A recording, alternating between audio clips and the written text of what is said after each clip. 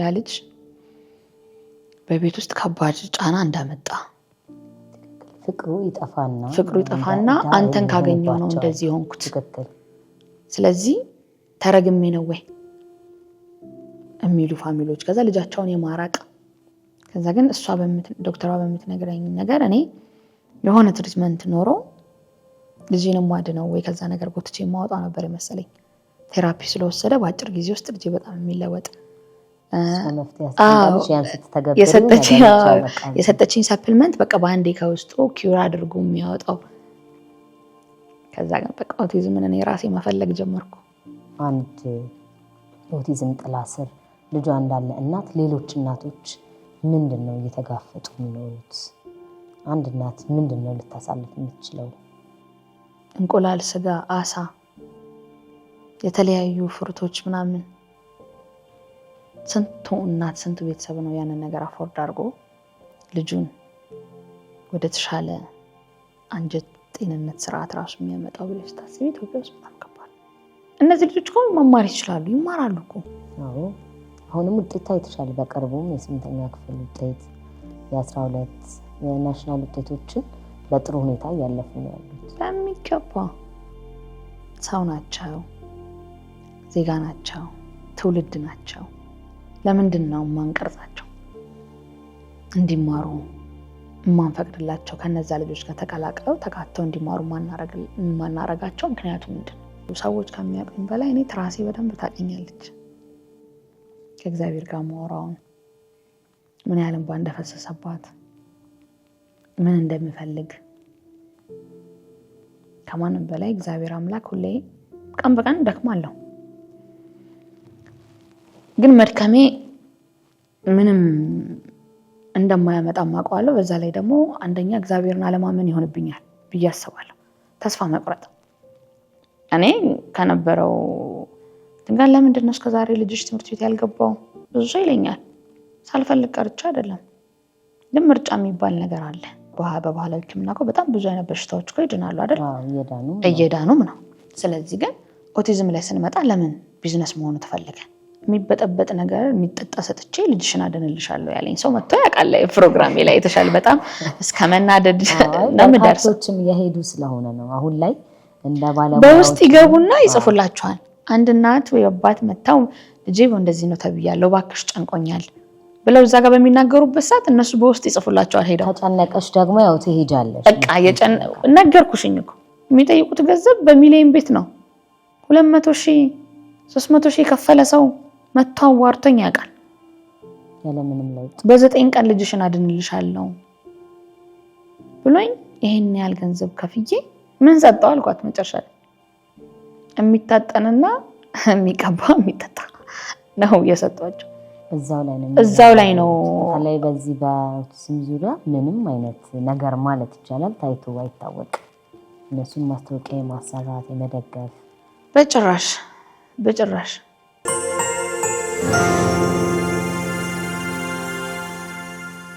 ያው በዚህ መንገድ አሁን አንቺ በቴራፒውም ያለፍሽ ነው ብዙ ቦታዎችን አይተሻልና ባለሙያ ላይና ፓረንት ላይ አንዳንድ ክፍተቶች አሉ ማለት አንቺ እንዳልሽው ነው የሚያደክሙ ነገሮች የሚያሰሩ ነገሮች አሉ በዛው ልክ ደግሞ አንዳንድ ቴራፒ ሴንተሮችም ያው ከመስራት ይልቅ ቅልቅል ያለባቸው ድብልቅልቅ የወጣ ቴራፒ ሴንተሮችም አሉና ማህበረሰቡ እንዴት ነው ቴራፒ ሴንተርን መለየት የሚችለው ከሄድሽባቸው ካየሻቸው ብዙ ወላጅ ከማናገርሽም እንደ ሪኮመንድ የምታደርጋቸው ሴንተሮች አሉ ወይ በጥሩ ነገር ከዛ ደግሞ ሰው ቴራፒ ሴንተር ተብሎ ስለተከፈተ ብቻ እዛ ላይ ኃይሉን አባክኖ መጥቶ መጨረሻ ላይ ወደ ትክክለኞቹ ቴራፒ ሴንተሮች ይመጣና ያው ይደክምሻል እንደ ባለሙያዎቹም ሐሳብ ስታይ የት ነበር መጀመሪያ ላይ እና ባህላዊ ነገሮችን እዚህ ጋር ተያይዞ የባህል ሕክምናውና ቴራፒው እንዴት ነው አብሮ ይሄዳል ያንቺ ካሳለፍሽው ነገሮች እስኪ አንድ ላይ ተቃልሽ አሁን ጥሩ ጥያቄ ጠየቅሽ ምክንያቱም ያው ታውቂያለሽ የምን ጊዜም ላይቭ ስገባ በጣም ሰፖርት ከሚያደርጉኝ ሰዎች አንዱ አንቺ ነሽ በዚህ አጋጣሚ በጣም ማመስገን እፈልጋለሁ ቀን በቀን ሳትሰለቺ እስከምዘጋ ሰዓት ድረስ ቴራፒ ሴንተር ስንል ወላጅ አሁን ለምሳሌ ቴራፒ ሴንተር ዋጋው እንደነገርኩሽ ውድ ነው፣ ግን መክፈል የማይችለውን ማህበረሰባችንን በዚህ እናግዝ ስንል መክፈል የሚችለው ደግሞ ምን አይነት አገልግሎት ያገኝ የሚለውን ማሰብ አለብሽ። ቴራፒ ሴንተሮች አሁን ላይ ለቢዝነስ ብቻ ለገንዘብ ብቻ ኦቲዝም ምክንያቱም በቃ በቴራፒ ሳይንስ ያረጋገጠው ነገር ነው። ቴራፒ ወሳኝ ነገር ነው። የአመጋገብ ስርዓታቸው ጥሩ ነገር ነው። ግን ቴራፒ ላይ ስትመጪ ለአንድ ሰዓት 1000 እና 1500 ብር ይከፈላል። እሺ ይክፈል፣ ያወላጅ ችሎ ከከፈለ ይክፈልና ግን ምን አይነት አገልግሎት ያገኛል የሚለውን አንደኛ ወላጅ መጀመሪያ እሱ ልጁ ምን አይነት ነገር ነው እየተሰራለት ያለው የሚለውን ነገር መከታተል ማየት አለበት። እኔ በዚህ አጋጣሚ ጆርጅን በጣም ነው ማመስገን የምፈልገው። በጣም ነው ማለት ላይክ እንደ ጓደኛም እንደ ባለሙያም የምወደው ምንድነው አሰስመንታቸው ይለያል። በቃ አሰስመንታቸው የሚሰሩበት መንገድ ብሎም ይባላል። መስቀል ፍላወር አካባቢ ነው ያሉት። አሰራራቸው ኢንተርናሽናል በቃ ሌቭል ላይ ነው። እውነቴን ነው የምነግርሽ። አሰስመንታቸው ዝም ብሎ እንደዚህ የሰዓት ሄደሽ እንደዚህ በአንድ ሰዓት ውስጥ ልጅሽ እዚህ ሌቭል ላይ ነው የምትባይበት አይደለም። ቢያንስ 10-15 ቀን ነው ለአሰስመንት ጊዜ ራሱ የሚወስደው። ከዛ የሚሰጥሽ የልጅሽ አሰስ ተደርጎ እዛ እነሱ ጋር ውሎ የሚሰጥሽ ማስረጃ ራሱ በጣም የተለየ ነው። በጣም ጥሩ ሴንተሮች ናቸው። እያንዳንዳቸው ልጆቹ በጣም በእውቀት የተማሩ ናቸው። ልጆቹን የሚይዙበት ልብ ይሄ ፊታቸው ላይ ታይዋለሽ። ልብ ይጠይቃል ምልሽ ነው። በነገራችን ላይ ለዚህ ነው አንዳንዴ በጣም ያስገርሙኛል። በቃ ልጆቹን የሚይዙበት መንገድ ልጆቹ ጋር አብረው እየደከሙ እየተራራጡ ግን ልጆቹ በሚፈልጉት ባህሪ ነው የሚያመጧቸው። አንዳንዴ ብትደክሚም ትሪትመንቱ ካልሰራ ዋጋ የለውም።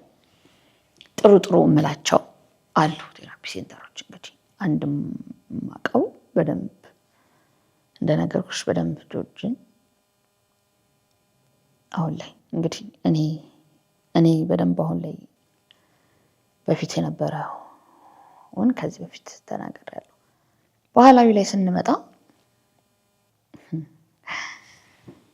እንደው በዚህ አጋጣሚ የሚቀየሙኝ አካላቶች ሊኖሩ ይችላሉ።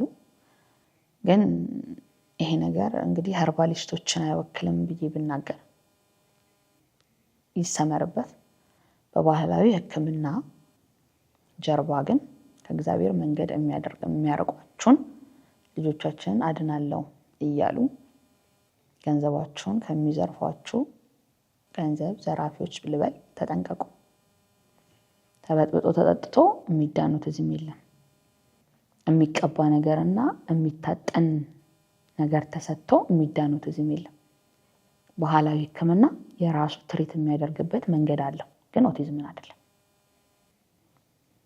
ኦቲዝምን ባህላዊ ሕክምና ያድነዋል ብላችሁ ገንዘባችሁን ጊዜያችሁን አትጨርሱ። በጣም ማስተላለፍ የምፈልገው መልእክት ነው ይሄ መልእክት። ባህላዊ ሕክምና በጣም በተራቀቀ መንገድ እኔ ቻይኖች ሲሰሩበት አይቻቃለሁ። ሆስፒታል አፓረንት በወጣሁበት ሰዓት ቻይኒስ ትራዲሽናል ሜዲሲን ተብሎ ለምን ባህላዊ ነገርን በጣም እምደግፍ ሰው ነኝ ልልሽ ፈልጌ ነው። ባህላዊ መድኃኒቶች ከምንድን ነው የሚሰሩት? እስቲ ዞረው ከእጽዋት ነው የሚሰሩት። እጽዋት ደግሞ ተፈጥሮ ናቸው። ስለዚህ ዶዙ ቢታወቅ በባህላዊ ሕክምና እኮ በጣም ብዙ አይነት በሽታዎች እኮ ይድናሉ አይደል? እየዳኑም ነው። ስለዚህ ግን ኦቲዝም ላይ ስንመጣ ለምን ቢዝነስ መሆኑ ተፈለገ? ሰምተሻል? ላይቭ ፕሮግራም ላይ ተላቀሉ በራሱ ቴራፒውና ባህላዊ ሕክምናው። አሁን የባህላዊ ሕክምናው ምን ሆነ? ቴራፒ የራሱ ሳይንስ ያረጋግጠው የልጆቹን ባህሪ አናላይዝ አድርጎ የሚሰራ ትሪትመንት ነው። ቴራፒ ማለት ልጆቹን ስኪልም ኦኩፔሽናል ቴራፒስት፣ የህይወት ተግባር፣ ኤቤ ቴራፒ፣ ስፒች ቴራፒ፣ የንግግር ክህሎት የሚያስተምር መንገድ ነው። ኤቤ ሌላ ታሪክ ነው። ሌላ በቃ የራሱ ፖርሽን ያለው በጣም ሰፊ ሳይንስ ያረጋገጠው ሰፊ መንገድ ነው። አይገናኝም ከቴራፒ ጋር ከኤቤ ጋር በጭራሽ። ባህላዊ ህክምና አይደለም ሊገናኝ። ባህላዊ ህክምና እኮ ምናቸውን ነው የምታከመው ብዬ የሆነ ቀን ትሟገት ሰምተሽኝ ታውቂያለሽ? የሚበጠበጥ ነገር የሚጠጣ ሰጥቼ ልጅሽን አድንልሻለሁ ያለኝ ሰው መጥቶ ያውቃል። ፕሮግራሜ ላይ የተሻለ በጣም እስከ መናደድ ነው የምደርሰው። በርካቶችም እየሄዱ ስለሆነ ነው አሁን ላይ እንደ ባለሙያዎች በውስጥ ይገቡና ይጽፉላቸዋል። አንድ እናት ወይ አባት መጣው ልጄ እንደዚህ ነው ተብያለሁ እባክሽ ጨንቆኛል ብለው እዛ ጋር በሚናገሩበት ሰዓት እነሱ በውስጥ ይጽፉላቸዋል። ሄደው ተጨነቀሽ ደግሞ ያው ትሄጃለሽ። በቃ ነገርኩሽኝ እኮ የሚያስጨንቅ ነገር ነው እኮ። ልጅ ነው በቃ ልጅ በጣም ትልቅ የህይወት አካልሽ ነው። ለልጁ ሰው ምንም ያደርጋል። ግን ደግሞ ያንን የሚጠይቁት ገንዘብ እኮ በጣም ዘግናኝ ነው። እስከዛ ድረስ ደርሻለሁ ማጣራት ነኝ። የሚጠይቁት ገንዘብ በሚሊዮን ቤት ነው። 200,000 300,000 ከፈለ ሰው መጥቶ አዋርቶኝ ያውቃል። ያለምንም ለውጥ በ9 ቀን ልጅሽን አድንልሻለሁ ብሎኝ ይሄን ያህል ገንዘብ ከፍዬ ምን ሰጠው አልኳት። መጨረሻ ላይ የሚታጠንና የሚቀባ የሚጠጣ ነው የሰጧቸው። ይሄ ልክ አይደለም። ለምን ኦቲዝም ለብቻ ተፈልጎ የማይድን በሽታ ነው ተብሎ ለምን አድንልሻለሁ ገንዘብ ሜክ ማድረግ በቃ ለምን ማንም እናት ያንን የአዳጋች መንገድ ማለፍ ከባድ ነው። አድንልሻለሁ ስትበይ አንድ ገንዘብሽን ከፍለሽ ማዳን ነው የምትፈልጊው ልጅሽን። ማን የትኛው ወላጅ አሁን አለ? እኔም በቃ አሁን እኔ ምንድነው የምትፈልጊው በዘመንሽ ብትይኝ እግዚአብሔር አምላክ በህይወት ኖሬ ልጄ እማ እንዲለኝ የምፈልገው። እግዚአብሔር አምላክን በትዕግስትና በተስፋ የምንጠብቅ ሰዎች ነን። አንድ ቃል ከልጆቻችን አንደበት ለመስማት ሰኔ 30 ደርሶ ወላጅ ያመጣ ቢያመጣ ልጄ ሲል እኛ ግን አንድ የልጃችንን ለውጥ ረጅም ጊዜ በትዕግስትና በጽናት የምንጠብቅ በቃ እግዚአብሔር አምላክ ዌቲንግ ሊስት ላይ ያለን ቤተሰቦች ነን።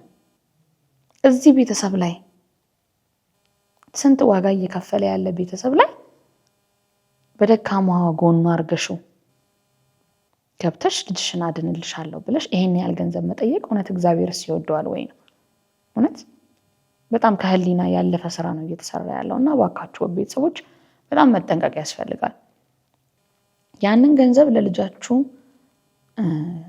አመጋገብ ስርዓቱ ላይ ብታውሉት አዎ በርክት በጣም ብዙ ነገር ይቀየራል። በጣም ብዙ ነገር እግዚአብሔርን ሄሉላ በር ከምትከፊ አዎ ለሰንታር 5 እና 6 ነው ቢያቋቁሙ ይቀላል። እግዚአብሔርን እኔ እንደዛ ነው የምለው። እኔ እንደው አሁን ትምህርት ቤቶች እንደዚህ አዳካች ሲሆን መክፈል የሚችለው ማህበረሰብ ለምንድን ነው ኢንቨስት ማድረግ የማይፈልገው?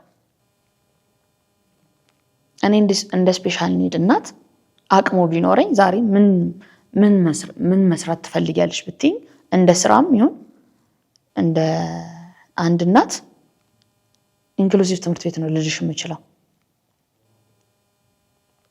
ለምን ኢንክሉሲቭ ትምህርት ቤት ሲከፍት እኔ አውቀዋለሁ ምን ያህል እንደተቸገርኩ። ግን ሰው አግባብ ባለው በመክፈል በሚችለው ዋጋ ለምን አንደኛ አሁን እኔ ስራ የሌለኝ እናት ነኝ። እኔ ፋይናንሻል ራሴን ሰፖርት ሳድረግ ነው ሌሎች እናቶችንም ማገዝ የምችለው፣ ሌላ አባትንም ላገዝ የምችለው። ግን ስራ ብለሽ ስትይ ይሄንን ኢንክሉሲቭ ትምህርት ቤቶች ላይ ለምንድን ነው ባለሀብቱስ ገንዘብ ያለው ሰውስ ለምንድን ነው የማያስብበት? አሁን አሉ ትላልቅ ትምህርት ቤቶች ግን ያንን ስንቱ ነው የሚከፍለው? አይመለከተኝም የምንል ማህበረሰቦች ብዙ ነን። ይመለከተኛል ብሎ ልጅ ሳይኖረው በኦቲዝም ጥላ ስር ያለ ልጅ ሳይኖረው ግን ኦቲዝም ይመለከተኛል ብሎ በጣም በቃ የሚያስደምሙኝ ሰዎች አሉ። እንደ ዶክተር አሊ አይነት በየአካባቢው እየሄዱ ግንዛቤ እየሰጡ አይተሻል። በእውቀት የተሞላ ትሬኒንጎችን በመስጠት በጣም የማመሰግነው በጣም የምወደው ሰው ነው ዶክተር አሊ ማለት። በቃ ስለ ኦቲዝም በደንብ አድርጎ ግንዛቤ ላይ እየሰራ ያለ ትልቅ ልናከብረው የሚገባ ሰው። እንደዚህ አይነት ሰዎችን ደግሞ ታገኝበታለሽ። ስለዚህ እንደዚህ አይነት ሰዎች ተይዞ እንደ ሀገር ለምን እንዳልኩሽ ይሄ አይችሉም በቃ በልተው ጠጥተው ይኖሩ የአእምሮ ዘገምተኛ ናቸው የሚለው አስተሳሰብ በደንብ መቅረት አለበት። ሁል ጊዜ እላለሁ ልጆቻችንን ተገቢውን እንክብካቤ ካገኙ እግዚአብሔር በፈቀደ መጠን ይሰመርበት። እግዚአብሔር በፈቀደ መጠን፣ እግዚአብሔር ካልፈቀደ ምንም አይሆንም። እግዚአብሔር በፈቀደ መጠን ልጆቻችንን ካገዝናቸው በጣም ትልቅ ቦታ የሚደርሱ ልጆች ናቸው ያሉ። ስለዚህ ይሄ የሁላችንም ግዴታ ነው። ስለዚህ ወላጆች ተጠንቀቁ። በባህላዊ ሕክምና ዙሪያ እምልሽ ነገር ቢኖር ይሄ ነው። ባህላዊ ሕክምና ላይ በጣም ትላልቅ ሰዎች አሉ የሚሰሩ ጎበዞች፣ በብዙ አይነት በሽታዎችን የሚያድኑ። እኔ በጣም መቀናባቸው ሰዎች አሉ። ማለት ይሄን ነገር እንደ ሀገር ኢንተርናሽናል ተደርጎ ብንጠቀምበት የት በደረሱ የምንላቸው ሰዎች እኮ አሉ። ከከሌ ብለን ስማቸውን መጥራት አላስፈላጊ ስለሆነ ነው እንጂ በጣም ማደንቃቸው ሰዎች አሉ። ስለዚህ ግን በዛው ወይ ይሁን በኦቲዝም አትጭበርበሩ ነው የምለው እኔ። ጊዜያችሁን ገንዘባችሁን አጨርሱ በቃ። ምክንያቱም እንደነገርኩሽ ነው የሞኝነት መንገድ ስለሆነ ያው የትም ያስኬድ። ወላጅ ደግሞ ራሱ ካልነቃ ምንም ማድረግ አይቻልም። አዎ በጣም ከባድ ነው። ስለዚህ ገንዘባችንን የምናወጣበትን ቦታ እናወቅ። ልጆቻችን ላይ እናወጣው። እንዳው እስቲ ቴራፒውም ሰንተሩ ምንም ይቅርና ገንዘቡን ላልባሌ ቦታ ሰተነው ከምንበላ ለልጆቻችን እናርግላቸው። በቃ እንንከባከባቸው። ጥሩ ጥሩ ምግቦችን እንስጣቸው። ቀላል አይደለም። ዛሬ ላይ ገንዘብ በቀላል አይደለም የሚመጣው። እንደዛ ማድረጉ የተሻለ ነው። ኦቲዝም ሲባል ምንድነው ሰው ደንግጦ በቃ በአንዴ ያንን ትሪትመንት ሰጥቶ ልጁን ማዳን ከዛ ነገር ውስጥ ማውጣት ነው፣ መገላገል ስለሚፈልጉ እነሱ ይሄንን ነው እየተጠቀሙበት ያሉት። የሰውን ጉጉት ስታስቢ እኮ ሰሎሜ አስጨናቂ የህይወት መንገድ ነው ራሱ እኮ አይደል? ቀን በቀን ልጆችሽ ሀሳባቸውን መግለጽ ሳይችሉ የሚያሳዩሽ ባህሪ የሆነ ነገር ካልተስማማቸው እኔ እግዚአብሔርን በጣም እግዚአብሔር አቀሎልኝ ነው እንጂ እኔ በእግዚአብሔር ኃይል ነው ላለው መቆሜ። ከባድ ህይወት መንገድ ነው የምናሳልፈው። ከዚህ ከባድ ህይወት ውስጥ ደግሞ ሌላ ከባድ የሚያደርግብን ነገር ከምንጨምርበት ልጆቻችንን ትሪት ብናደርግበት በቃ እንደዛ ነው የሚሻለው። ስለዚህ ሙሉ በሙሉ ይሄ ባህል ሕክምና የሚለውን ከባህል ሕክምና ጋር በጭራሽ ኦቲዝምን የሚያገናኘው ነገር የለም ብዬ ነው የምስማሙ። አቆሙ ነው ሬድ ፍላግ ናችሁ ምንም አፌን ሞልቼ የምናገረው ነገር ቢኖር ከባህላዊ ሕክምና ጋር ኦቲዝም ምንም የሚያገናኘው ጉድ የለም። አለቀ። አትሸወዱ። ይሄን ነው የምለው። ያው ሰሞኑን ደግሞ በደንብ በይበልጥ ሲዘዋወር ያየነው ወደ ቲክቶክ ልምጣና የቤቲ የዘፈን ጉዳይ ነውና በጣም ታምራለች። ፐርፎርም የምታረግበት መንገድ፣ ልብሷ፣ ከዛ ከልብሱ ጋር መሄድ የመረጠችው ዘፈን አለ። ከሷ ባሻገር ግን ብዙ ሰው ከኋላዋ ያለችው ልጅ የምታበረታታት አይነት ይላል እና እናቷ ናት ወይስ ከማለትም ደርሷል።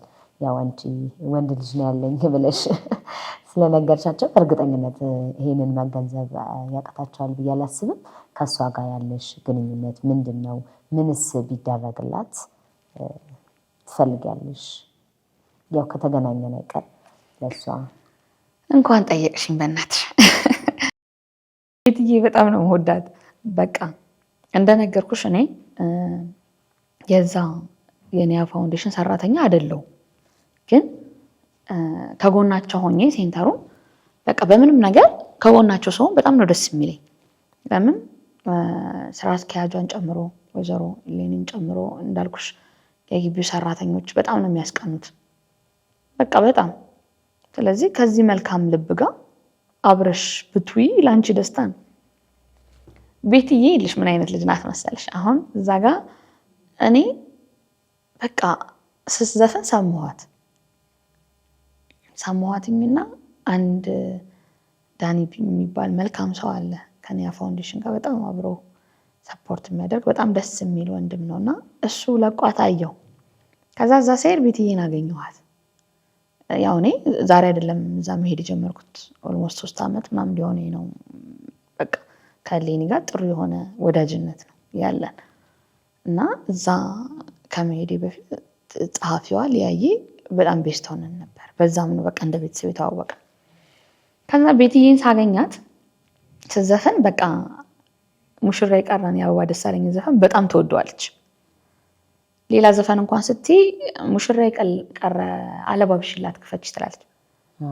ሙሽራ የቀረ አለባብሽላት እኔ እንደሚል ዘፈኑ እንደሚል ራሱ እኔ ከሷ ነው በደንብ የሰማሁት።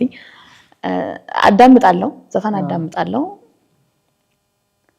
ከዛ ቆይ እስቲ ለምን አንድ ዘፈን አንዘፍንም ብለን ከፈትነውና ከዛ በፊት ማይክ ስላለያዘች አስቸግራኝ ቪዲዮ አለ እንደም ከኋላ እየተከተልኩኝ ዝም ብዬ እየዘፈንኩላት ነበረ መጀመሪያ ላይ እንድትቀርበኝ እንድትግባባኝ። ያው ከዛ በፊት ሄዳለሁ፣ ስማታለሁ፣ ሰላም እላታለሁ። ከዛ በጣም እኔና እሷ ዝም ብዬ እዘፍንላታለሁ።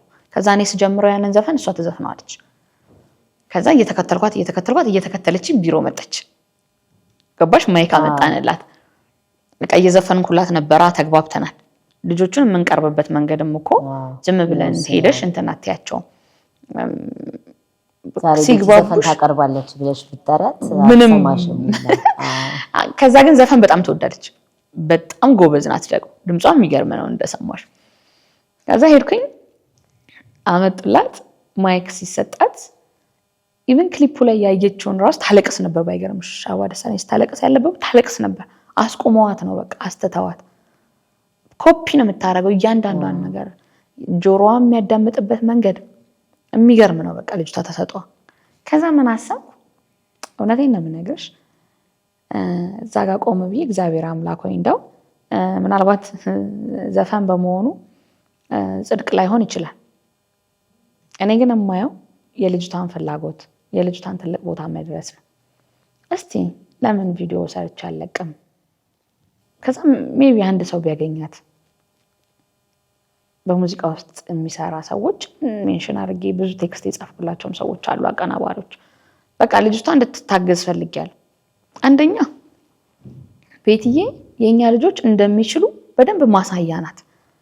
አሁን ሰው እንደማይችሉ የቆጠረው እኮ ችሎ ያሳያቸው ሰው የለም። ቢኖርም በዛ ሰዓት ደግሞ ሶሻል ሚዲያው ስላልነበረ እነዚህን ሰዎች አላዩም በደንብ። አዎ ቢችሉ ራሱ ቤት ውስጥ ነው ተቀብረው የቀሩት። ብዙ ሰዓሊዎች አሉ፣ ጎበዝ ሰዓሊዎች፣ ትላልቅ ቦታ የደረሱ ሰዎች አሉ። ስለዚህ እኛ አሁን ውጪ ላይ የምናያቸውን ሰዎች እከሌ እኮ እንደዚህ ኦቲዝም ጥላ ስር ነበር፣ እከሌ እኮ ኦቲዝም ነበረ፣ ይሄን ሰርቷል ነበረ ነው የምንለው፣ ከውጭ ነው የምናመጣው። እኛ ኢትዮጵያ ውስጥ እንደዚህ አይነት ልጆች ስናገኝ ታዲያ ለምን አግነን አናወጣቸውም? አሁን ይሄን ሰሞን አንድ እግር ኳስ ተጫዋች ጸጉሩን የሚያሳድገው ልጁ ኦቲዝም ጥላ ስር ስለሆነ እንዲለየው ነው ተብሎ በጣም ገኖ ሲወራ ነበር። እንደ ኦቲዝም ፋሚሊ እንትን ብሎኛል፣ በቃ ደስ ብሎኛል አባትየው ለልጁ ያደረገው ነገር። እሺ ጎበዝ፣ ልጁን አግና ወጣ አይደል? እኛ ሀገር ለምን አንመጣም? የራሳችንን እኛ ጋር ሲመጣ ለምን ኦቲዝም እንደሌላ መልኩ ይቆጠራል? ለምን እንደማይችሉ ይቆጠራል? እንደውም እግዚአብሔር ያክብራቸው። ከዛ አላማዬ ያን ስለነበረ አንድ ሁለት ልጆች ቪዲዮ ሰርተው ቤቲን ማገዝ እንደሚፈልጉ፣ አንድ ልጅ ደግሞ በጣም ኔጌቲቭ ኮሜንቶችን አይቶ ራሱ እኔ እግዚአብሔር ያክብረክ ብየዋለሁ። ማለት በጣም ብዙ ኔጌቲቭ ኮሜንት የሚጽፍ ሰው አለ። እኔ ጉዳይ አይደለም ኔጌቲቭ ኮሜንቶች ወይዘው ያሳስቡኝ። ለምን አላማዬ ምንድነው? ልጅቷን የተሻለ ቦታ ማድረስ ነው። በቃ እግዚአብሔር አምላክ ሲመርጥሽ ነው ሰበብም የሚያደርግሽ። ምክንያት ካረገኝ እኔ እውነት ለቤትዬ ምክንያት ከሆንኳት ደስታው ለኔ ነው። ሁሌም ደግሞ የምመኘው ነገር ነው እግዚአብሔር አምላክ ትልቅ ቦታ ደርሳ ያሳየኝ። አሁን እቺ ልጅ እንግዲህ ዘፈን ነው ፍላጎቷ፣ ስፔሻል ኒድ ልጅ ናት። እነሱ ደግሞ የሰጠሻቸውን ነው። በቃ ይሄ አቋማቸው አቋም ነው። ይሄ ነገር ካሉ በቃ ውሸት የተደባለቀ ነገር አንቺ ብትነግራቸው ማስመሰል፣ ይሄ እንትን ይሄ ማሽሟጠጥ ፌዝ አያውቁም። ነገር አይገባቸውም በጭራሽ። አሉባልታ ነገር የሚገባቸው አይነት ሰዎች አይደሉም። እና ያምሻል እንዴ ጸበል ነው የሚያስፈልጋ፣ ጸበሉ ሰጃት የሚለኝ በጣም ብዙ ሰው አለ። ዘፈን ነው በእግዚአብሔር ስም የምትጠይቂላት እንዳልኩሽ ነው። ብዙ ዝርዝር ውስጥ አልገባም። እውነት ጽድቁም ይቅርብኝና ልጅቷ የተሻለ ቦታ ትድረስ። እውነት እኔ አንደርስታንዲንግ ነው ትሰማለች በደንብ ትመልሳለች የሚለው እሷ በየቀኑ እንጂ ክፉ ነገር ሆኖ አይደለም። ጸበሉ ሰጃትም ክፉ ነገር ሆኖ አይደለም። መዝሙር አዘምሪያትም ክፉ ነገር ሆኖ አይደለም። ግን እነዚህ ልጆች ምን ይችላሉ፣ ምን ይወዳሉ የሚለውን ነው ሰው ግንዛቤው ሊኖረው የሚገባው እንጂ እኮ ሰው ኮሜንት የሚሰጥሽ ከመጥፎ ነገር አንግል አይደለም። በቃ ህመምተኛ ናት ትዳን ነው እያለሽ ያለው። እኔ ደግሞ ቤቲ ህመምተኛ ልጅ አይደለችም ትችላለች ነው እያልኩ ያለሁት። እዚህ ጋር ነው ያልተገናኘው። ፍላጎቷና ችሎታዋ ይውጣ ነው። ትችላለች። የሚሰጡትስ ሰዎች ከዚህ በፊት በነበረው ግንዛቤ ላይ የሚሳተፉ ናቸው ወይ የሚያግዙ ናቸው ወይ የሚለውንም እኮ ግምት ውስጥ ማስገባት ያስፈልጋል። አሉ ጥሩ ሰዎች በጣም ቀን በቀን ሳይሰለችው ለካስ ኦቲዝም እንደዚህ ነው ብለው እንዲገነዘቡ እንዳረኳቸው የሚነግሩኝ በጣም የሚያበረታቱኝ ከሀገሬ ልጆች ጀምሮ በጣም ብዙ። በዛው ልክ ደግሞ በሽታን ውስጥ ባያትሰሚም እንዴ ብሎ በቃ ደምደም የሚተቀመጥ አለ። እንደነገርኩሽ ነው። ለማይቀበለኝ ሰው ኢነርጂ መጨረስ አልፈልግም። ለምን ያለሽን ይነጥቅሻል። ለምን እለፋለሁ? እየነገርሽው ያልሰማሽ ሰው መቀበል አልፈለገም ማለት ነው። እየነገርኩት እየሰማኝን ደግሞ እግዚአብሔር ያክብራቸው። ገና ብዙ መስራት አለባቸው በየአካባቢያቸው። ለኔጌቲቭ ኮሜንቶች ችግር የለብኝ። እነሱ ካልጎረበጣቸው፣ እነሱ እኔን መሳደባቸው መናገራቸው ካልጎረበጣቸው እኔ ጉዳይ አይደለም። እስኪ እዚሁ ከቲክቶክ ላይ ሳንወጣ ያው አሁን ዘመኑ የሶሻል ሚዲያ ሆኗል። በይበልጥ ደግሞ እኛ ሀገር ላይ ቲክቶክ በደንብ ተቀባይነትን እያገኘ ነው። ትንንሽ ነገሮች እዛ የተነገሩ መፍትሄ እስከማምጣት ድረስ ደርሰዋል። እና እናንተ በዚህ ልክ እንቅልፋችሁን አታችሁ ሌሊቱን ሙሉ የምትቆዩበት ቀን ላይ ኢንፎርሜሽን የምትሰጡበት ነገር የሆነ ቀን ፍሬ ማፍራት አለበት። በእርግጥም ያፈራል ብዬ ነው የማስበው። እና ማን ቤት ቢሄዱ አንቺ በትክክል የምትገኝበት ቀን አለ ወይ? ከእንደገና ማን ቤት ቢሄዱ ቋሚ የሆነ ነገር ያገኛሉ? በተለይ እውቀት በኦቲዝም ጥላ ስር ያሉ ልጆች ያሏቸው እናቶችም ሊሆን ይችላሉ። ሌላም ሰው እንደው ስክሮል ማድረጉ ቲክቶክ መግባቱ ካልቀረ እናንተን ምን ላይ ያገኛችኋል? ያው እኔ አሁን ላይ ትንሽ በጣም ቢዚ ሆኛለሁ። ለዛም ነው በፊት አይተሽ ከሆነ በቀን 2 ሰዓት የሚሆን ማታ ገባ ነበር። አሁን ግን በጣም የቀን ውሎ ድካም ስለጨመረብኝ የምመርጠው ቀን አርብን፣ ያው ግን እንደቻልኩት ነው አርብን። ከዛ ይሄ እንደሚመቸኝ ሁኔታዎች ነው አሁን እየገባሁ ያለሁት። ግን አሉ ሀዊት አሁን ትከፍታለች። በጣም በቃ ጥሩ ናት። አስቱም ቴራፒ ዙሪያ ላይ በጣም ጎበዝ ናት።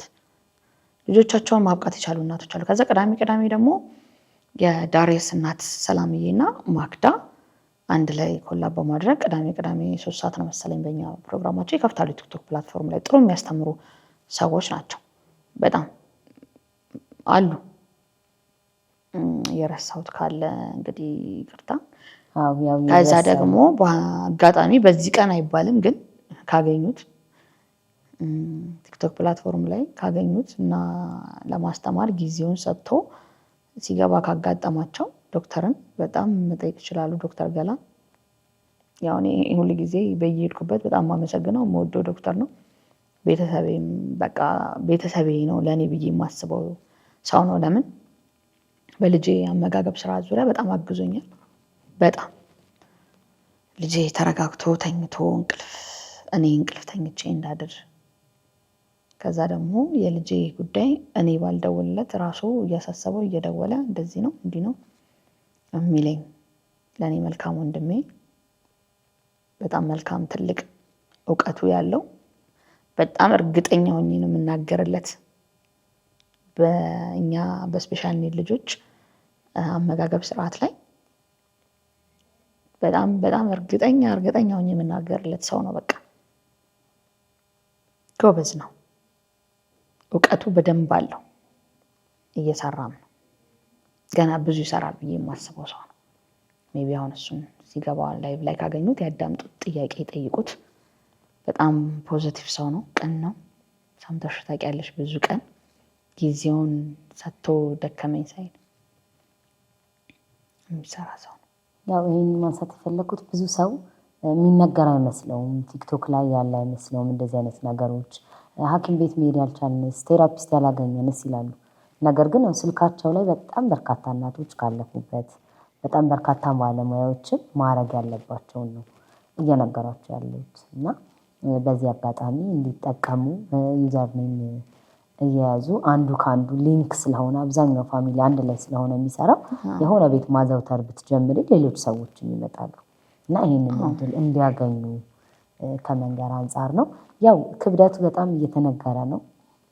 ነገር ግን የማይረሱ ታሪኮች የምታያቸው በዚህ አጋጣሚ ማህበረሰቡ ቢያውቅ የከኒያ ፋውንዴሽን አመሰራረት ጀርባ ካለው ታሪክ ጀምሮ በቃ የማይረሱ ታሪኮች ፓረንት የነገረሽም ይሆናል። ይሄንን ነገራቸው በሄድ ደስ ይለኛል። እንዲህ ተከስቶ ይሄ ሆኗል የምትያቸው የምትነግሪኝ ታሪኮች ካሉ አንድ ሁለት ታሪኮችን። ያው እኔ እንግዲህ በቅርበት የማውቀው ኒያ ፋውንዴሽንን ስለሆነ ነው። ሌሎች ሴንተሮች እንግዲህ በዚህ አጋጣሚዎች ብዙ የሚሰሩ ሴንተሮች አሉ፣ በቅርበት ስለማላውቃቸው ነው። ግን ኒያ ፋውንዴሽን እኔ ቤቴ ነው። እኔ ባይገርምሽ እግዚአብሔር አምላክ ለዛሬ ቀን እያዘጋጀኝ ነው መሰለኝ። ስለ ኦቲዝም ግንዛቤ ቢኖረኝ ነፍሷን ይማርና ወይዘሮ ዘሜኑስ ሰይፉ ሾው ላይ በቀረበችበት ጊዜ እኔ በቴሌቪዥን መስኮት ነው ማቃት ልጅ ነኝ ያኔ። ግን በዛ ሰዓት የተሰማኝ ስሜት ምን አይነት ጎበዝ ጀግና እናት ናት። ልጇን ይዛን የቀረበችው ጆጆዬን ትዝ ይለኛል። ሁሉም ነገር ትዝ ይለኛል። በቃ ጭንቅላቴ ውስጥ ተቀርጿል። እና በዛን ሰዓት በጣም እንትን ሆኜባት ነበር፣ ተደስቼባት። ምን አይነት ጎበዝ ጀግና እናት ናት። ኦኬ እንደዚህ ማለት አይደለም ማለት ነው። ዝም በሽታ ሳይሆን ከአእምሮ እድገት ልዩነት ነው። ስለዚህ ልጆቹ ቢታገዙ እዚህ ይደርሳሉ ብዬ ገባኝ። እኔ ያኔ ነው ምናልባት እግዚአብሔር ለዛሬ ቀን እያዘጋጀኝ ይሆን ብዬ ራሴን ጠይቃለሁ። አንዳንዴ ገባሽ ያቺን ልቤን አይቷት ይሆን? እግዚአብሔር ይመስገን ደስተኛ ነኝ። በጣም እየለፉ ነው ሴንተሮች እንደነገሮች ደጋግሜ። በሴንተሮች ዙሪያ ትልቅ ልፋት አለ። እናቶች የሚያርፉበት ቤት ነው። ብዙ ትላልቅ ልጆችን ትናንሽ ልጆችን እየተቀበለ ያለ ቤት ነው። ከዚህ ግን አሁን ለምሳሌ ከትንሽ ከትልቅ 45 ዓመት ልጅ አግኝቼ አውቃለሁ። የ45 ዓመት ሰው በኦቲዝም ጥላ ስር ያለ እዛ ቤት ከ20 ዓመቱ ጀምሮ የመጣን ኒያ ፋውንዴሽን ከተመሰረተ 25 ዓመቱ ባይኔ አግኝቼ አውቃለሁ። ደጋግሜ ሲሄድ አሉ ትላልቅ ልጆች 30 ዓመት 35። እነሱም እንግዲህ ወላጆቻቸው እያመጣቸው በሳምንት 3 ቀን ይሄዳሉ። እዛ ቤት ነው ያደኩት። በቃ ከስንት ዓመታቸው ጀምሮ ነው የመጡት ብለሽ ስትጠይቂ ከ10 ዓመት ከ8 ዓመት ከ5 ዓመት ከ7 ዓመት ይመጣል። ይሄን ሁሉ እድሜ እንዳልኩሽ ኦቲዝም እንደየልጁ ሁኔታ እንደየልጁ ባህሪ እንደየልጁ ባለበት ሌቭል የተለያየ ነው። ወደ ትምህርት ቤት ማብቃት የቻሉትን ወደ ትምህርት ቤት አብቅተው ይሸኛሉ። አሁን ለነሱ ራሱ አሁን ችግር የሆነባቸው ወላጅ ከዚህ ሴንተር ራሱ ወጥቶ የትኛው ትምህርት ቤት ነው የሚቀበለኝ? ለምን ወላጅ ለአሲስታንስ ቅጣር ይባላል። ይሄንን ክፍያ መክፈል አልችልም የሚሉ ብዙ ወላጆች አሉ። እና በጣም ግራ ይገባታል እሷ ራሱ ሻው እንዴት ነው ማረጋቸው ብላ በማስመረቅ ማግስት ድጋሚ ሌላ በቃ እሺ የት ነው ማረገው? እነዚህ ልጆች ትምህርት ቤት መግባት አለባቸው። እኛ ጋር ጨርሰዋል፣ በቃ ብቁ ናቸው። ትምህርት ቤት ደግሞ የራሱን ድርሻ ከነሱ ተረክበው የራሱን ድርሻ ቢወጣና እነዚህ ልጆች ቢሰራባቸው ተተኪውም ይገባል። ሴንተሮች አሁን ሊሚት ነው ያደረጉት። 50 ልጅ የሚቀበላል፣ 90 ልጅ የሚቀበላል፣ 120 ልጅ ኒያ ፋውንዴሽን 120 ልጅ እንደሚቀበል አውቃለሁ። ግን አሁን ይጨምራል ለ500 ኢቨን የተጀመረው ህንፃ ሲያልቅ በጣም የገቢ ምንጭ ስለሚኖረው በጣም ብዙ ተማሪዎችን ይቀበላል ብለን እናስባለን። ግን እነዚህ ሴንተሮች ብቻ አይደሉም። አሁን ሴንተሮች ተስፋፍተዋል። ወደ 18 ይሁን 13 ደረጃ ገብተዋል። ግን በጣም ትንሽ ልጆችን የሚቀበሉት አንደኛ ሰፖርት የሚያደርጋቸው አቅሙ ጠይቀው ነው። እነሱም ከሰው እባካችሁ ይሄንን ሴንተር አግዙልን ብለው ጠይቀው ነው። ስለዚህ እንደነገርኩሽ ነው መክፈል የሚችለው ሰው የራሱን ልጅ ብቻ ይዞ ከፍሎ ማብቃት የሚፈልገው የፈለገውን ያህል ብር ከፍሎ። ለዚህ ነው አይመለከተኝም እምንል ሰዎችም አለን እምለው። ይሄ ይመለከተኛል ብንል እኮ በጣም ቀላል ነው። ትምህርት ቤቶች ቢስፋፉ አንደኛ ለቢዝነስ ያደሩትም ይቀንሳሉ። አማራጭ የለውም ወላጅ ከየትም ተበድሮ የሚከፍለው አማራጭ ስላጣ ነው። የለማ የት አስገባዋለሁ ይልሻል። የማይሰራባቸው ትምህርት ቤቶች ራሱ ጠዋት ወጥቶ ማታ የሚገባ ወላጅ በቃ ልጁ ትምህርት ቤት ይዋል ብሎ ነው የሚተው። አማራጭ የለውማ ልጁን አብልቶ አጠጥቶ ማኖር አለበት መጀመሪያ። ስለዚህ አማራጮች ቢኖሩ የመንግስት ትምህርት ቤቶች እኮ አሉ። የመንግስት ትምህርት ቤቶች ቴራፒያቸው ላይ በደንብ እየተሰራባቸው በስነ ስርዓት እነዚህ ልጆች ያካተተ ሰፊ የሆነ የሚያምር ነገር ብቻ ሳይሆን የሚተገበርበት ቤት ቢሆን እኮ ሁሉም ሰው ለምን ከፍሎ የግል ሰው እኮ አንቺ እኮ የግል ቦታ የምትሄጂው እንትንሽ ምቾትሽን ወይ የተሻለ ነገር አገኛለሁ ብሽ ነው የተሻለ ጥቅም ለማግኘት ነው አይደል? በግል ነገር አዳራግልኛል ከሚለው የተሻለ ትሪትመንት ለማግኘት ነው የምትሄጂው። የተሻለውን ትሪትመንት እዚህ ጋር በየአካባቢያችን ያሉ ትምህርት ቤቶች የመንግስት ትምህርት ቤቶች ከሴንተር ደግሞ አሁን ሴንተሮች ሲታገዙ ምንድነው ቴራፒውን አብረው ይሰሩታል። እነሱ ወደ ትምህርት ቤት በሚያስረክቧቸው ሰዓት ትምህርት ቤት የሚቀበላቸው ቢኖር እየተተካካ ይሄዳል። ከዛ እንደውም ሰሞኑን አንድ ኢንተርቪው ላይ ባደረኩት ንግግር ሁሉም ቤት ይገባላት በይ ተብዬ ነበር። በጣም ቪዲዮ ሰርቼ መመለስ ፈልጌ ነበር ይሄንን ነገር። እኔ አይደለም ያልኩት ኦቲዝም እንደነገርኩሽ ነው። ዞሮ ሰልኩሩ የት መጣ እያሟረትሽብን ነው ወይ አይነት ነገር ላይ ዛጋት ትንንሹ ሰው ትንሽ ሚንስ አስተሳሰብ ያልበሰለ ሰው ያለውን አሁን ተቋማትን ሌሎች ሰዎችም ያሉት መተዋል ማለት ነው። በቃ ምክንያቱም እንትን አትበይ ነው ተብሎ የሚሰጥሽ ኮሜንት። ለምን ኦቲዝም እየበዛ ነው፣ ቁጥሩ እየበዛ ነው። ወጣቱ መስራት አለበት። አሁን አንዳንድ ቮለንተሮች አሉ እኔ ሲሄድ ደስ የሚሉኝ በቃ ዛኒያ ፋውንዴሽን የማገኛቸው ወጣት ልጆች በቃ ጊዜያቸውን ሰጥተው አብረውሽ የሚያገዙሽ። እንዴ የሰው ልጅ ሲያገባ እኮ ይወልዳል። ነገ ሲወልድ እንደዚህ አይነት ልጅ ቢሰጠው እንዴት አድርጌ ነው ሃንድል ማድረግ ያለብኝ? እንዴት አድርጌ ነው ገና early intervention ሁሌ ወሳኝ ነው። በጊዜ ልጆቹን ማገዝ ለብዙ ነገር አይረፍድብሽም። እኔ አሁን እንደ እናት ረፍዶብኛል ብዬ ነው የማስበው ይብል ልጄ ላይ እሺ የሚያነቃኝ ሰው ስላልነበር እንጂ እኔ ጊዜ ወደ ኋላ ቢመለስ ያው ወደ ኋላ ማሰብ አልፈልግም። ቢመለስ ኖሮ ልጄ ምናለው 2 ዓመት ላይ በነቀውላለሁ። ስለዚህ አሁን በጊዜ ንቁ እየተባልሽ እንዴ ጄኔቲክስ ነው ተበላሻል። እኔ አይደለሁም ያልኩትኝ ቁጥሩ እየበዛ ነው። ከምን እንደሆነ እኛም ማናቆም ሳይንስም አላወቀውም። ግን ቀድሞ መጠንቀቅ አይከፋም ብዬ ነው የማስበው። ስለዚህ ሁሉም ሰው ከባድ ነገር አይደለም የሚያውቀው። በቃ በኦቲዝም ጥላ ስር ያሉ ልጆች ገና ሳይንስ ሲስተማቸውን አውቆ ልጆቹን ተከታትሎ ልጆቹን ቢሄቪየራቸውን አይቶ ልጆቹን በጊዜ ዲያግኖሲስ እንደዚህ አይነት ልጅ ከተሰጠው ለምን ስጦታ ናቸው። በቃ ልጅ ስጦታ ነው አይደል? እነዚህ ልጆች ተለይተው ስጦታ አይደሉም የምንልበት ምንም ምክንያት የለም። ከሁሉም ልጆች እኩል ልጆች ናቸው። በጣም ከእግዚአብሔር የተሰጡ ድንቅ ምርጥ ልዩ ስጦታ ናቸው።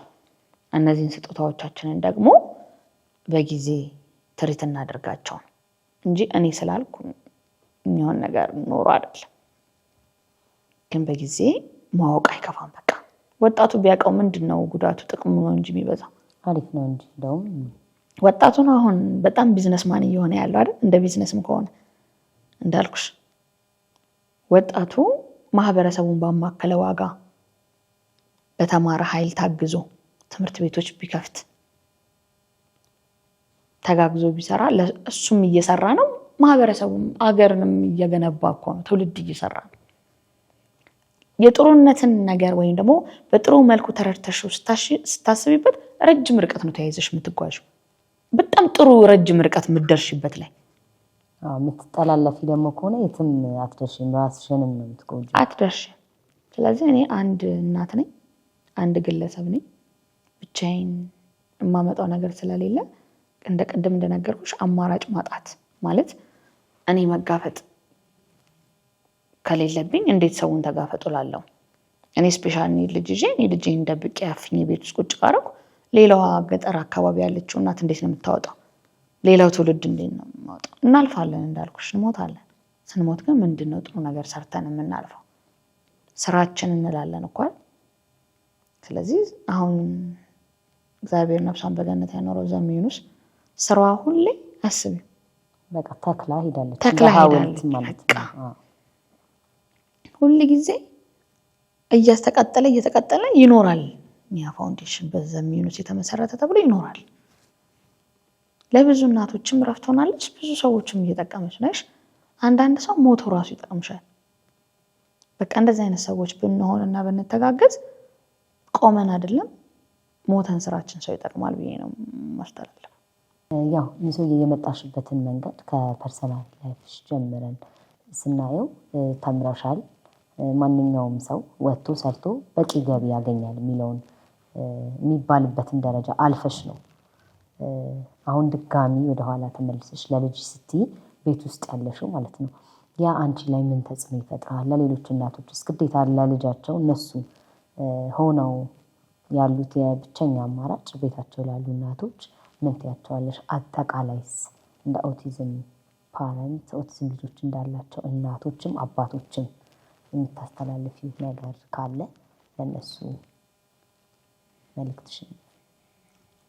እሺ አሁን እኔ እንደ አንድ ስፔሻል ኒድ ልጅ ወይም ደግሞ እንደምታየኝም ያው ብዙም እድሜም አልሄድኩም፣ ወጣት ነኝ ልበል፣ ጎልማሳም ነኝ ወይ ወጣት ነኝ ልበል፣ ወጣት በመል እሺ ወጣት ከሆንኩ እንደ ወጣት ብዙ መስራት በምችልበት ጊዜ ብዙ ነገርን ታልፊያለሽ። ኢቨን ቤተሰብሽም ይከፋዋል። ተምሮ እንዳልተማረ ተቀመጠች ልጃችን ለአንቺ ጥሩ ነገር በማሰብ ሊከፋው ይችላል። ብዙ ነገርን ታልፊያለሽ። ኢቨን ችግርን ታልፊያለሽ፣ ከባድ ጊዜን ታልፊያለሽ። ግን ደግሞ የመረጥኩት ነገር የማያደራድር ነገር ልጄ ነበር፣ ከገንዘብም ከምንም። ለምን ልጄን ለማንም ሰጠው? ልጄን ማንም ይረዳው? እንዳልኩሽ ጊዜ እንዳያልፍብኝ በጣም ብዙ እየሮጥኩ ያለው እናት ነኝ። ስራ መስራትም ሳልፈልግ ቀርቼ አይደለም። ግን አሁን ትምህርት ቤት ከገባ ደግሞ እኔ ወጥቼ መስራት እቅድ አለኝ። እንዳልኩሽ ኦቲዝም ብዙ ነገር ያሳጣሻል ብዬ ተናግሬ አውቃለሁ፣ ሁሌ እናገራለሁ። ጊዜሽን፣ ገንዘብሽን፣ ልጅነትሽን፣ ጉልበትሽን፣ ሁሉ ነገርሽን ነው የምትሰጪው። ከባድ የሚባል ጊዜን ታሳልፊያለሽ። ብዙ እናቶችና አባቶችም ከባድ ጊዜ በቤታቸው እያሳለፉ ነው። ዘንድሮ ካልሰራሽ መኖር ከባድ ነው። እኔም ቢሆን አሳልፋለሁ እንደነገርኩሽ። ግን አማራጭ የለኝማ። በቃ ልጄ የሚበልጠውን ነው የያዝኩት። ልጄን ለሰው ጥየው ብሄድና ለሰዎች ወጥቼ የማመጣው ገንዘብ ልጄ ላይ ጉዳት ይፈጥራል ነው በቃ እኔ ስጋቴ። ለማንስ አምኜው ጥዬ እሄዳለሁ? ቤተሰቦቼ ክፍለ ሀገር ናቸው፣ ሩቅ ናቸው። ለማን ጥለሽ ትሄጃለሽ? እንደዚህ አይነት ልጅ ይዘሽ ያውም እኔ እንደነገርኩሽኝ መጀመሪያ ሴፍቲ ነው። ልጆቹ ብዙ ለአደጋ የሚጋለጡበት ነገር አለ። እነዛን ነገሮች በቃ ከባድ ጊዜን አሳልፌያለሁ፣ እያሳለፍኩም ነው። እግዚአብሔር ቢፈቅድ ያው ለመንቀሳቀስ እሞክራለሁ። እንግዲህ ከዚህ በኋላ ነው ስለ ስራ የማስበው። ልጄን ያውም ትምህርት ቤት የሚቀበለኝ ትምህርት ቤት ካገኘሁ ነው። እንደነገርኩሽ ትምህርት ቤቶች አግኝቻለሁ፣ ግን ደግሞ ገና እንትን ላይ ነኝ፣ ድርድር ላይ ነኝ። እግዚአብሔር ቢፈቅድና ልጄን ቢቀበሉኝ እኔ ደግሞ ወደ ስራ እወጣለሁ።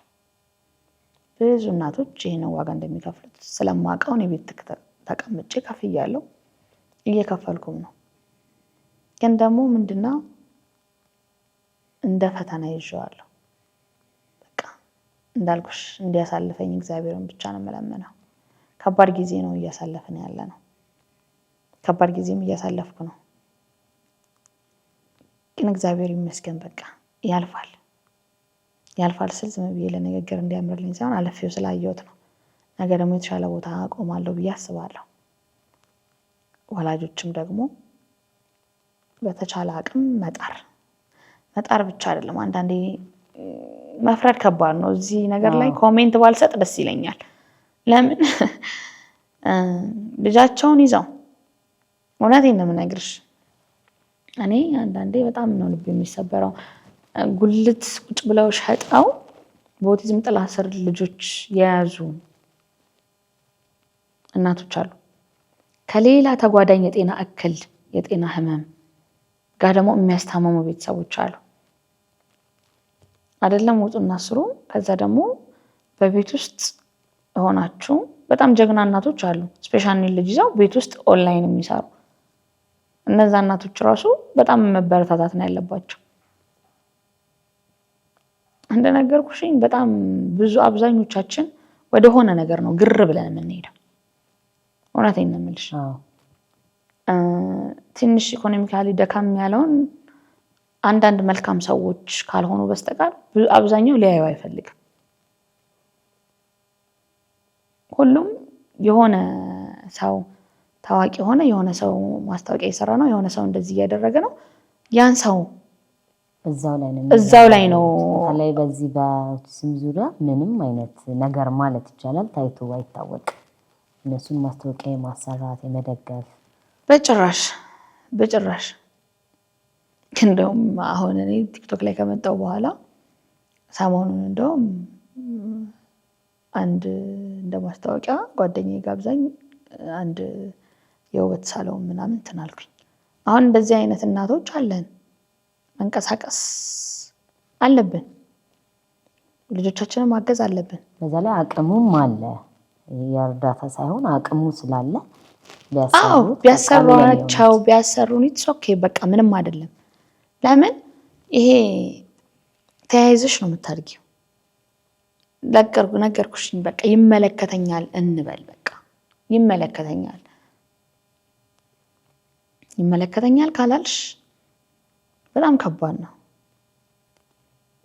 ያገባኛል ኦቲዝም ነገ እኔ ቤት ቢገባ ከጎረቤቴ ገብቷል ነገ እኔ ጋስ ቢመጣ እንዴት ነው ካላልሽ፣ በርሽ ካልተንኳኳ ከባድ ነው። በርሽ ቢንኳኳ ራሱ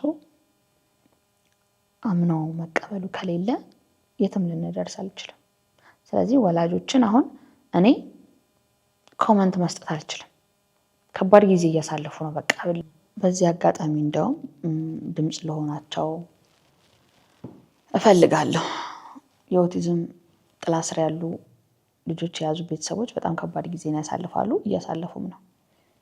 ስለዚህ ይመለከተኛል የሚል አካል የመንግስት አካላቶች ቢያቸው ትምህርት ቤቶችን ከእውቀት ጋር የታገዘ እነዚህ ልጆች እንዲቀበሏቸው ተካተው እንዲማሩ ቢደረግ፣ ክልል ከተሞች ላይ ስፔሻሊ ደግሞ ክልል ከተሞች ላይ ምንም አይነት ኢቭን ዲያግኖስ ይሄ መልክቴ እንደውም ክልል ከተሞች ላይ ላሉ የሕክምና ባለሙያዎች፣ ዶክተሮች፣ ፔዲያትሪሽያኖች ልጆቹ ለሌላ ጤና እክል እንኳን ሲመጡ ሳይንስ ሲምፕተም ካዩ ወላጅን የማንቃት ስራ ቢሰራ፣ ልጆቻቸውን ዲያግኖስ ቢያደርጉ፣ ኦቲዝም በሰፊው ግንዛቤው በደንብ መኖር አለበት። ክልል ከተሞች ላይ የት ወስደው እንኳን ማስመርመር እንዳለባቸው ግራ የሚገባቸው ጊዜ አለ ቤተሰቦች። ስለዚህ ክልል ከተማ ላይ ያላችሁ ጤና ባለሙያዎች ይሄን ነገር በሰፊው ልታስቡበት ይገባል። ያው ለጤና ባለሙያ በጣም ትልቅ ክብር አለኝ፣ በጣም ወደው ሙያም ነው። ግን ተጋግዘን ግዴታችንን መወጣት አለብን ብዬ ነው የማስበው። ለቤተሰብ ደግሞ የማስተላልፈው ነገር ቢኖር ሁል ጊዜ ሰው ልጅ መኖር ነው ያለበት። እነዚህ ልጆች ሰው ናቸው፣ ያድጋሉ።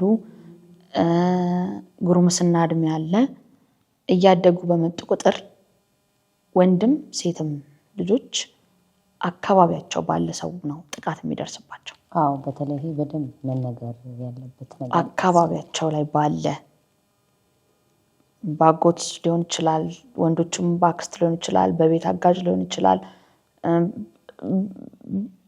በምንም በቤተሰብ ዙሪያ ከአካባቢያቸው በጎረቤት ሊሆን ይችላል። ስለዚህ አንደኛ ማህበረሰባችን ቢያውቀውና ቢገነዘበው የእዝነት ልብ ቢኖረው፣ ሁለተኛ ደግሞ ወላጆች ከእንደዚህ አይነት ነገር ልጆቻቸውን በደንብ መጠንቀቅ አለባቸው። ምክንያቱም ልጆቹ የሚናገሩ በኦቲዝም ጥላ ስር ያሉ ልጆች አሉ፣ የማይናገሩም ልጆች አሉ። ከዛ ደግሞ እንዳልኩሽ እነዚህ ልጆች ቀጥተኛ መንገድን ነው የሚያውቁት። ምናልባት ያ ነገር ጥሩ መስሏቸው ሊያለማምዷቸው ይችላሉ እነዛ ሰዎች። ስለዚህ ወላጅ ከፍተኛውን ጥንቃቄ ማድረግ አለበት። ሌላ የጤና ጉዳት፣ ሌላ የጤና እክል፣ ሌላ ደግሞ ከባድ የሆነ የአእምሮ ውድቀት ነው እነዚህ ልጆች ላይ የሚደርሰው። ስለዚህ እባካችሁ ሴቶችም ወንዶችም ጥቃት እንዳይደርስባቸው በኦቲዝም ጥላ ስር ያሉ ልጆች ካሏችሁ ልጆቻችሁንም መጠበቅ መንከባከብ አለብን። የወላጅ ስጋቱ ባይገርምሽ ይገባኛል። መንግስትም በሰፊው መስራት አለበት የምለው ነገር ቢኖር ነገ እኔ ባልኖር ልጄን ማን የሚረከብልኝ? በቃ እነዛ ልጆች ተቀባይ ወላጅ አሳዳጊ አይኖራቸውም ማለት ነው። ስለዚህ የሚዳረጉት በቃ ለጎዳና ህይወት ነው። እዛ ቦታ ላይ ደግሞ ከባድ የሆነ ጥቃት ይደርስባቸዋል። ስለዚህ ይሄንን ነገር የለዚህ ነው በቃ ከመጀመሪያ ጀምሬ የሁላችንም ግዴታ ነው። ይመለከተኛል እንበል። የምንኖረው እንደ ሰው እንደ ሀገር ነው መኖር ያለብን። ስንኖር እንደ ሰው ነው መኖር ያለብን። በቃ ተፈጥረናል እንደ ሰው የሚራራ ልብ ለነዚህ ልጆች እንደ ሰው ይመለከተኛል ማለት የሰውኛ ባህሪ ነው ማሳየት ያለብን። ከባድ የማይባል ጥቃት ነው የሚደርስባቸው በየጊዜው ወንዶቹም ሴቶቹም። ስለዚህ ልጆቻችንን ከጥቃት እንከላከላቸው። ይሄ ሰፊውን ድርሻ የቤተሰብ፣ የማህበረሰብ፣ የትምህርት ቤቶችም ትምህርት ቤቶች ላይ ምን እንደሚደርስባቸው ወላጅ አምኖ ሰጥቶ ለትምህርት ቤቶች ነው። ስለዚህ ምን እንደሚደርስባቸው አናውቅም። ስለዚህ የሁሉም ድርሻ ነው በቃ። ይሄንን በጣም ማስተላለፍ ፈልጋለሁ።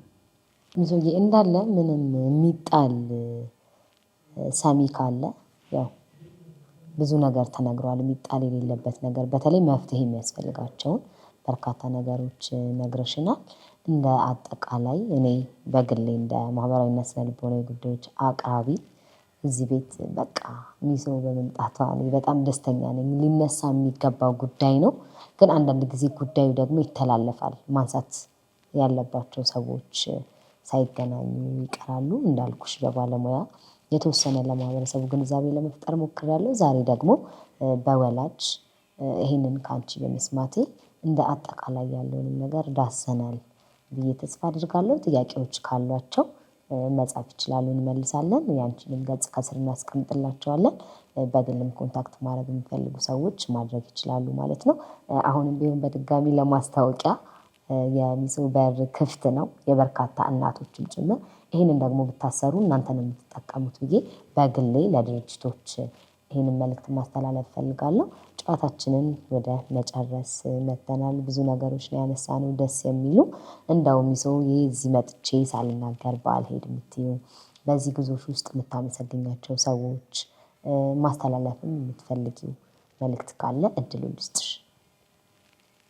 እሺ፣ አንቺንም በጣም ነው የማመሰግነው። እግዚአብሔር ያክብርልኝ። ምክንያቱም አንዳንዴ የልቡን መናገር ፈልጎ መናገሪያ ያጣም ቤተሰብ አለ። አንደኛ ማስተላለፈው መልእክት ቢኖር ለወላጆች ነው። እንደነገርኳችሁ ብዙ መልእክት አስተላልፈናል። ወላጆች ልጆቻችሁን አትደብቁ። ሲነገራችሁ እንኳን ስሙ።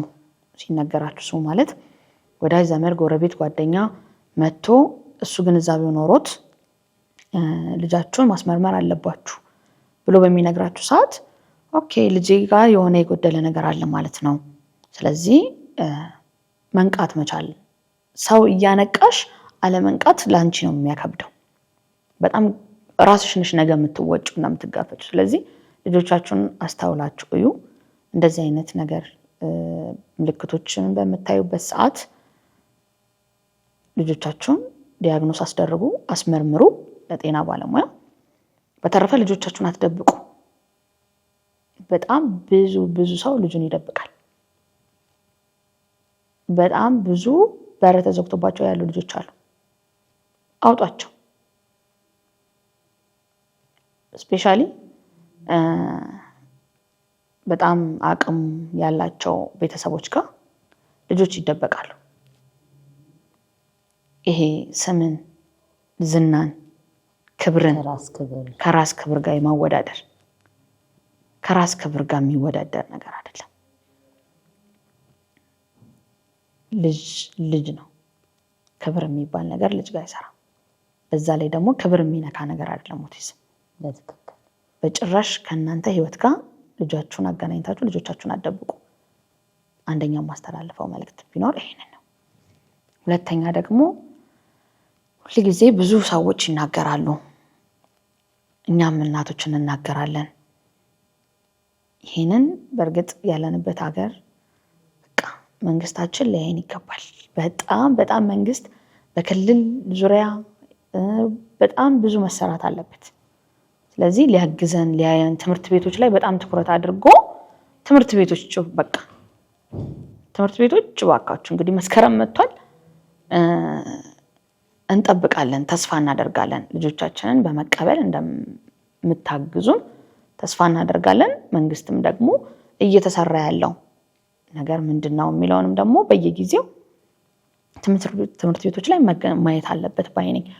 ኢቭን በጣም ትላልቅ ብር የሚቀበሉ ትምህርት ቤቶች በራሳቸው ልጆቻችን በስነ ስርዓት እየታገዙ ነው ወይ የሚለውን በጊዜ ልጆች ከቤተሰብ ጋር ሆኖ መንግስት ቢያይልን የሚሉ ቤተሰቦችም አሉ። ልጆቹ እየተሰራባቸው ነው ወይ፣ የሚጠየቀው ብር ከልጆቹ አገልግሎት ጋር ልክ ነው ወይ የሚለውን በደንብ ሊያግዘን ይገባል። የሁላችንም ግዴታ ነው። ከዛ ደግሞ ወጣቱ በደንብ ግንዛቤው ቢኖረው አመለካከቱን ግንዛቤውን ሰው ቢቀይር። እንዳየሹ ቤትዬ ኮሜንት ላይ በጣም ብዙ አይነት ኮሜንቶች አሉ። እነዚህ ልጆች ቢረዳቸው በቃ ይችላሉ ብሎ ቢያስብ አይምሮን ወላጅን የማይጎዳ ንግግር ባይናገር፣ አንዳንዴ ዝም ራሱ ቢል በቃ ማገዝ ካልተቻለ ዝምታ ጥሩ ነው። በቃ ጥሩ ነገር መናገር ካልቻለን ዝም ብንል ብዙ ወላጆችን ስለሚጎዳ እንደነገርኩሽ ነው። እኔ ኔጌቲቭ ኮሜንቶች ያጠነክሩኛል እንጂ አይጎዱኝ። ግን ብዙ ያልጠነከሩ ወላጆችን ግን ይሰብራል፣ በጣም አንገት ያስደፋል። ቤታቸው ውስጥ አስራው እንዲያስቀምጧቸው ልጆቻቸውን እንዳያወጡ ያደርጋል። ስለዚህ ይሄ የሁላችንም ግዴታ ነው። በመጨረሻ በጣም ማመስገን የምፈልገው ነገር ሁላችሁንም፣ ቤተሰቦቼን፣ ባለቤቴን፣ ትንሿ ልጄን በጣም ከመነግርሽ በላይ ናት ለወንድሟ።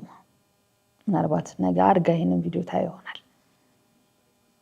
ጓደኞቼን፣ ከአካባቢ ከጎኔ ያሉ ከከሌ ብዬ ስማቸውን ብጠራቸው ዘርዝሬ የማልጨርሳቸው፣ በክፉ ቀኔም አሁንም አይዞሽ የሚሉኝ፣ ለምን ከሌ አለለም ጊዜም አይበቃንም። ሶሻል ሚዲያ ላይ ከመጣው በኋላ ደግሞ ሶሻል ሚዲያ ላይ እንድመጣ ምክንያት የሆነችኝን ጆርዲን ሁሌ ነው ማመሰግናት። ብዙ ቤተሰብ ሰጥታኛለች። እዚህ ለመገኘት ምክንያት እሷ ናት። በጣም ሁላችሁንም እግዚአብሔር ያክብርልኝ እንደነገርኩሽ። ከዛ ደግሞ ሁልጊዜ በጥሩም በመጥፎም ቀን ከጎኔ የምትቆመውን ታናሽ እህቴን እግዚአብሔር ከፍ ያለ ቦታ ያደርሳት።